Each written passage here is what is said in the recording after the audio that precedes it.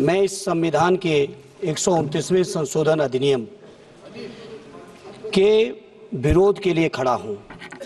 अध्यक्ष जी, मैं समझ नहीं पा रहा हूं, अभी 2 दिन पहले संविधान को बचाने की, संविधान की गौरवशाली परंपराएं की कस्में खाने में कोई कमी नहीं रखी।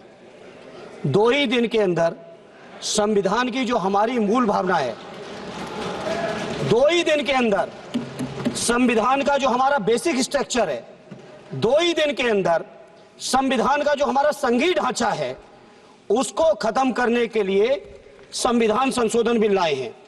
मैं मनीष तिवारी जी से सहमत हूं और अपनी पार्टी और अपने नेता आदरणीय अखिलेश यादव जी की ओर से कहना चाहता हूं, ये बिल पूरे देश के जो अलग अलग भेष, भाषाएं, संस्कृति, क्षेत्र की जो मान्यताएं हैं, जो हमारे संविधान निर्माताओं ने बहुत सोच विचार के मंथन अध्ययन करके ये संघीय ढांचा तैयार किया था, राज्यों का गठन भी किया था, संस्कृति के हिसाब से, क्षेत्र के हिसाब से, भाषा के हिसाब से, परिस्थितियों और समय के हिसाब से। मैं नहीं समझता अध्यक्ष जी, मुझे कहने में कोई संकोच नहीं, उस समय के हमारे संविधान निर्माताओं से विद्वान, बाबा साहब भीमराव अंबेडकर से ज्यादा विद्वान इस सदन में अभी कोई नहीं बैठा, मुझे कहने में संकोच नहीं है। और ये संविधान की मूल भावना को खत्म करके कैसे तानाशाही के रास्ते निकाले जाएं, इसके अलावा कोई काम ही नहीं बचा है। आखिर मनीष तिवारी जी ने कहा, कहीं एक विधानसभा के चुनाव अगर कोई अविश्वास आता है, अगर बहुमत नहीं मिलता है, तो क्या पूरे देश का चुनाव कराओगे? पूरे देश का चुनाव कराओगे? और ये लोग एक देश, एक संविधान, एक चुनाव की बात करते हैं।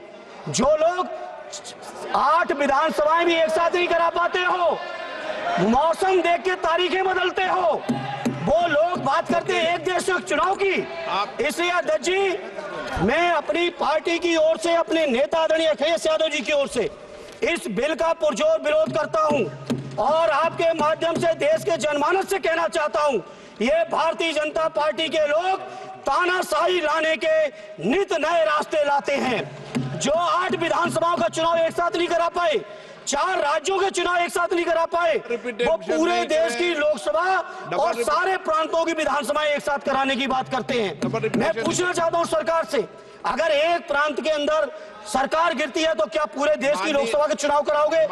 क्या अगर लोकसभा के चुनाव के चक्कर में उस प्रांत के लोग क्यों सफर करेंगे? अरे चर्चा कर लेना, अरे कुछ नहीं बचा है, कुछ नहीं बचा है आपके पास। अध्यक्ष जी, सदन को थोड़ा सा सिस्टम में लाएं। अध्यक्ष जी, आपसे अनुरोध है, आपके माध्यम से सरकार से अनुरोध है, जनता ने बड़ी उम्मीदों के साथ हम सबको भेजा है और हम सब लोगों की जिम्मेदारी है, ये संविधान विरोधी, संघीय ढांचे विरोधी, बेसिक स्ट्रक्चर विरोधी, कई केसों की चर्चा की मनीष तिवारी जी ने, मैं उनके साथ जोड़ते हुए माननीय सर्वोच्च न्यायालय की भावनाओं के विरोधी, गरीब विरोधी, दलित विरोधी, पिछड़ा विरोधी, मुसलमान विरोधी, इस नीयत को वापस लो। ये अध्यक्ष जी, आपके माध्यम से मेरी आपसे प्रार्थना है। बहुत बहुत धन्यवाद।